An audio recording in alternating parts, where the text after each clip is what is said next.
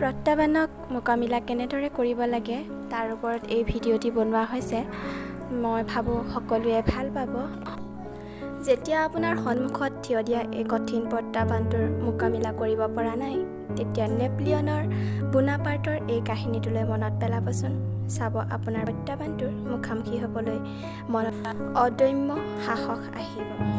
ফ্ৰান্সৰ এখন সৰু চহৰত এজন সৈনিকৰ পুত্ৰৰূপে জন্ম লোৱা 5 ফুটীয়া চুটি চাপৰ যোদ্ধাজনে এদিন ফ্ৰান্সৰ সম্ৰাট হৈছিল। সম্ৰাট হ'বলৈ পাৰিছিল একমাত্ৰ কাহানিও হাৰ মানিব নোখোজা মনটোৰ বাবে।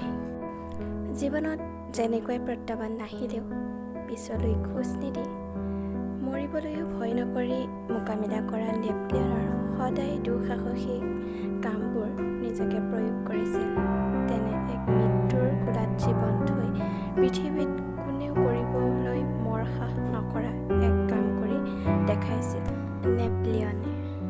সেয়া আছিল ইউৰোপৰ আকাশত চুম্বন কৰি থকা ভয়ংকৰ পৰ্বত আল্পছ পাহাৰখন পাৰ হৈ যুদ্ধ কৰিবলৈ যোৱা। আল্পছ ইউৰোপৰ এনে এখন পাহাৰ যিখনে আচলতে কোনেও পাৰ হ'ব নোৱাৰে।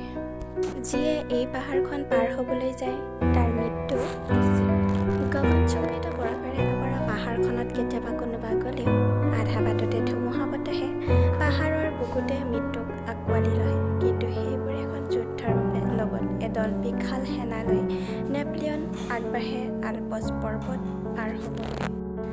পাহাৰখন পাবলৈ ভালেমান বাট বাকী থাকোঁতে এগৰাকী বৃদ্ধাৰ মুখামুখি হয় নেপোলিয়ন। বাট ভেদি বৃদ্ধাগৰাকীয়ে সোধাত গম পায় যে নেপোলিয়ন সৈন্য লৈ আল্পছ পাহাৰখন পাৰ হ'বলৈ আহিছে। তেনেতে বৃদ্ধাগৰাকীয়ে বাধা দি ক'লে, ইয়াত কিয় মৰিবলৈ আহিছা? ইয়ালৈ যিয়ে আহিছে সি কেতিয়াও উভতি যোৱা নাই। যোৱা, উভতি যোৱা। বৃদ্ধাগৰাকীয়ে কথা শুনি নেপোলিয়নে ভয় খোৱাৰ পৰিৱৰ্তে সাহসহে পালে।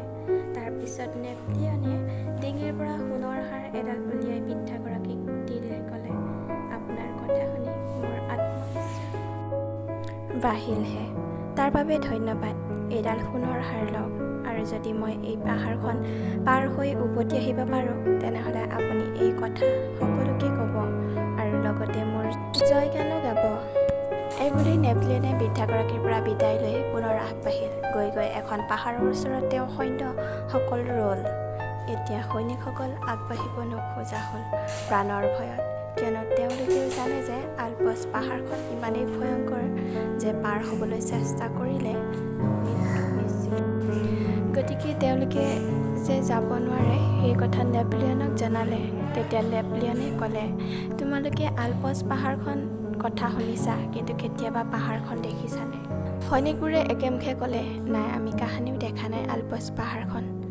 তেনেতে নেপোলিয়নে ক'লে, তেনেহ'লে ব'লা, যেতিয়া আল্পছ পাহাৰখন পামগৈ তেতিয়া মই কৈ দিম, আৰু তেতিয়া তোমালোকে সিদ্ধান্ত ল'বা যে আগবাঢ়িবা নে নাবাঢ়া। নেপোলিয়নৰ কথা মান্তি হৈ সেনাসকল আগবাঢ়িল। প্ৰায় 3 দিনমান ভ্ৰমণ কৰি সেনাসকল এখন বিশাল আকাৰৰ পাহাৰত পালেগৈ। তেনেহ'লে সৈনিকবোৰে নেপোলিয়নক সুধিলে, এইখনে নেকি আল্পছ পৰ্বত? নেপোলিয়নে ক'লে, নহয়, এইখনটো সৰু পাহাৰ। এইখন পাৰ হৈ ইয়াতকৈ বহু গুণে ডাঙৰ এখন পাহাৰ পাবা। সেইখনে আল্পছ পাহাৰ। গৈ থাকা, পালে মই কৈ দিম। তেতিয়া নেপোলিয়নে হাঁহি এটা মাৰি ক'লে, তোমালোকে কোন আল্পছ পাহাৰৰ কথা কৈছা? আল্পছ পাহাৰটো আমি কাহানি বাই বগাই পাৰ হৈ আহিলোঁ। নেপোলিয়নৰ কথা শুনি সেনাসকলে হতবাক। তেওঁলোকৰ বিশ্বাসেই হোৱা নাছিল যে যিখন পাহাৰক বগাই আজিলৈকে কোনেও জয় কৰিব পৰা নাই, সেইখন পাহাৰ তেওঁলোকে বগাই জয় কৰি আহিলে, অথচ গমেই নাপালে। আমাৰ জীৱনলৈও প্ৰত্যাহ্বানবোৰ যদি আমি নেপোলিয়নৰ দৰে লওঁ তেনেহ'লে আমি কেতিয়াও পৰাজয় নহ'লেও বহু সময়ৰ আমি অলপ সাহসৰ অভাৱত বহু প্ৰত্যাহ্বানৰ মুখামুখি হ'ব নোৱাৰি পৰাজয়ৰ তিক্ত সোৱাদ পাওঁ।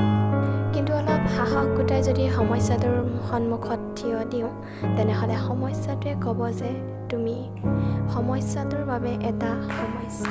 মই ভাবোঁ নেপোলিয়নৰ এই কাহিনীটো সকলোৱে ভাল পাব আৰু সাহস হিচাপে সকলোৱে উৎসাহিত হ'ব, কাৰণ নেপোলিয়নৰ দৰে সাহস কৰি আগবাঢ়িলে এদিন জীৱনটো সফল কৰি তুলিব।